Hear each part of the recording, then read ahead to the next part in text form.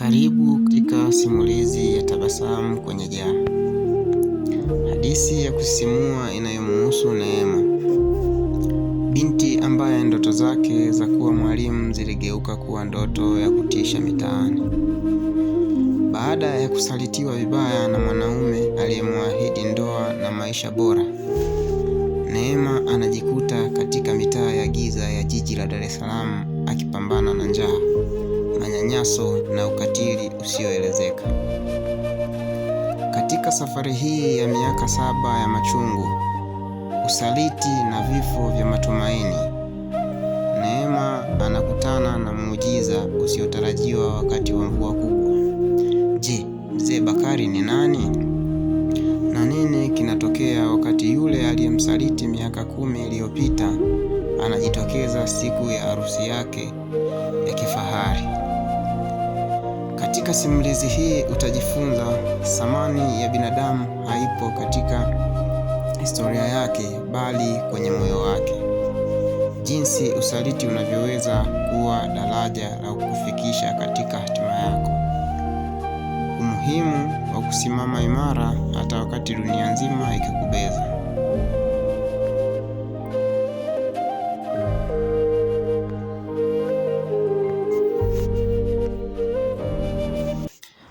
Giza nene lilikuwa limetanda katika mitaa ya jiji la Dar es Salaam. Harufu ya moshi wa magari, maji machafu ya mitaro na harufu kali ya pombe za bei rahisi vikichanganyika na upepo wa usiku.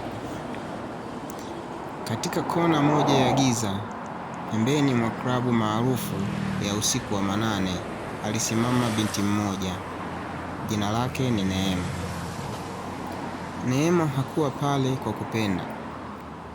Alikuwa amevalia nguo fupi iliyombana, huku machoni pake kukiwa na uchovu uliopitiliza.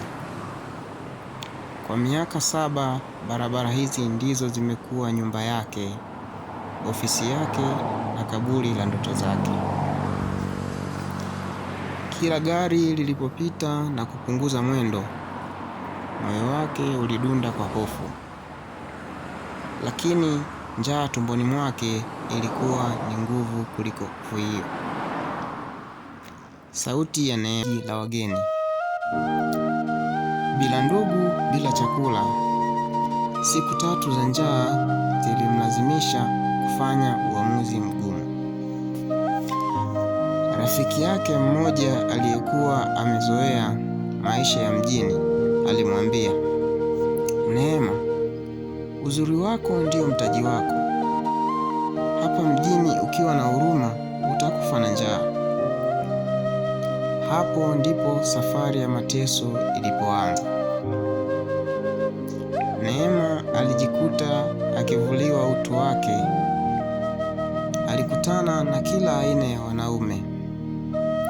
Kuna wale waliomlipa na kumdharau, na kuna wale waliomfanyia ukatili wa kutisha na kukimbia bila kumlipa. Kuna usiku mmoja Neema hatosahau. Alichukuliwa na kundi la vijana 4. Walimpeleka sehemu ya wazi, wakamfanyia ukatili wa kinyama na kumwacha hapo akiwa anavuja damu. Alilia mpaka sauti ikapotea. Katika giza lile alimwomba Mungu, Mungu, kama kweli upo, chukua maisha yangu sasa hivi. Sitaki kuiona kesho. Lakini kesho ilikuja na maisha yaliendelea. Neema akawa mwanamke mgumu. Alijifunza kuficha machozi yake kwa poda nyingi na lipstiki nyekundu. Lakini kila alipojitizama kwenye kioo, aliona kiumbe kilichokufa ndani kwa ndani. Usaliti mwingine. Katika maisha hayo, Neema alipata ujauzito. Alijaribu kuitunza ile mimba kwa matumaini kuwa mtoto angekuwa mwanga wake. Lakini Kutokana na lishe duni na kipigo cha mteja mmoja mkatili, aliharibu mimba hiyo akiwa na miezi 6. Hilo lilikuwa pigo la mwisho. Aliamua hatafuti tena mapenzi, hatafuti tena furaha. Alikuwa anaishi tu ili asife. Siku moja mvua kubwa ilikuwa inanyesha. Neema alikuwa amejikinga chini ya kivuli cha jengo moja la kifahari katika jiji.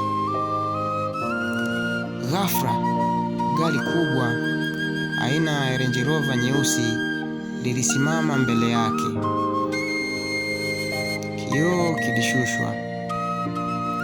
Ndani alikuwa mzee mmoja mwenye nywele za kijivu, lakini uso wake ulikuwa na utulivu wa ajabu.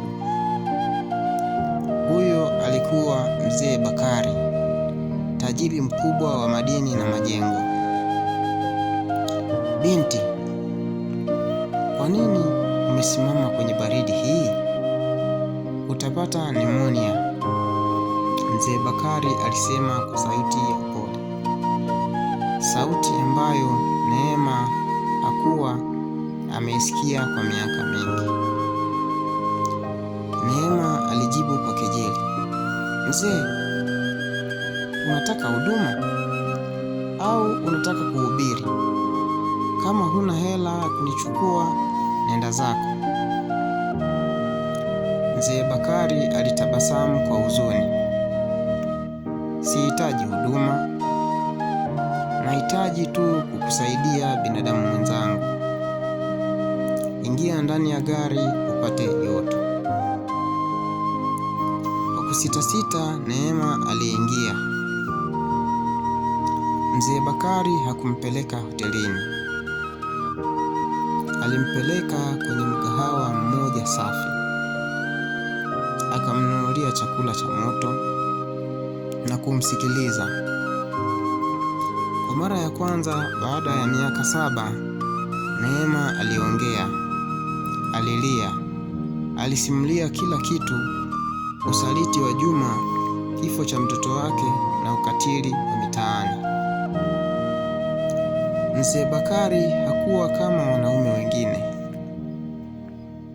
Alikuwa amempoteza mke wake miaka 2 iliyopita na alikuwa anaishi kwa upweke. Alivutiwa na ujasiri wa Neema na ukweli wake. Hakumhukumu. Alimchukua Neema na kumpeleka kwenye kituo cha kurekebisha tabia kumsaidia kupata matibabu ya kisaikolojia. Alimlipia masomo ya biashara kwa mwaka mzima. Neema alibadilika. Yale macho yaliyokuwa na giza yalianza kung'aa tena. Siku ya kumbukumbu ya miaka 2 tangu wakutane, Mzee Bakari alipiga goti. Neema, najua dunia imekupa machungu, lakini nataka nikupe mabaki ya maisha yangu. Je, utakuwa mke wangu? Habari za ndoa hiyo zilileta taharuki mjini. Ndugu wa Mzee Bakari walipiga kelele, utamuaje changudoa? Atakuibia, atakuaibisha. Lakini Bakari alisimama imara. Nimeoa binadamu mwenye moyo wa dhahabu, siyo historia yake. Siku ya harusi ilikuwa ya kifahari. Neema alikuwa amevaa shela jeupe, akionekana kama malkia. Katika kilele cha sherehe, mwanaume mmoja alijitokeza mlangoni. Alikuwa amechoka, amevaa nguo zilizochanika. Alikuwa Juma. Juma alikuwa amesikia habari za Neema kuolewa na tajiri. Alikuja kwa lengo la kumdhalilisha, akifikiri Neema angali yule binti mwoga wa kijijini. Wewe Bakari, unajua unamuoa nani? Huyu ni changudoa wa mtaani. Mimi ndiye niliyemtoa usichana wake na kumtupa. Juma alipiga kelele mbele ya wageni waalikwa. Ukumbi ulikaa kimya. Neema alishusha pumzi ndefu. Hakulia. Alimfuata Juma, akamtazama machoni na kusema kwa sauti ya mamlaka, Juma, asante kwa kuniahidi na kunisaliti. Bila usaliti wako nisingejua thamani ya mwanaume anayejitambua. Wewe uliona takataka, lakini Bakari aliona almasi iliyofunikwa na matope. Sikuogopi tena. Walinzi, mtoeni huyu mgeni asiye na mwaliko. Juma alitolewa nje kama mbwa mwizi, huku akitizama utajiri na heshima ambayo angeweza kuipata kama angekuwa mwaminifu. Wasikilizaji, maisha ni kama kitabu. Huwezi kuhukumu hadithi nzima kwa kukosa ukurasa mmoja tu mbaya. Neema alitoka kwenye jaa la uchafu na kuwa malkia wa heshima. Haijalishi umepitia mangapi, haijalishi umeanguka mara ngapi, thamani yako haipotei. Muda wa Mungu ni ukuta, na ukifika hakuna mwanadamu anayeweza kuuzuia. Jina langu ni Simoni Omari. Asante kwa kuwa nami mwanzo hadi mwisho wa simulizi hii ya Tabasamu kwenye Jaa. Usisahau kusubscribe, kulike na kucomment. Je, wewe ungemuozesha ndugu yako kwa mwanamke mwenye historia kama ya Neema? Tukutane kwenye simulizi ijayo.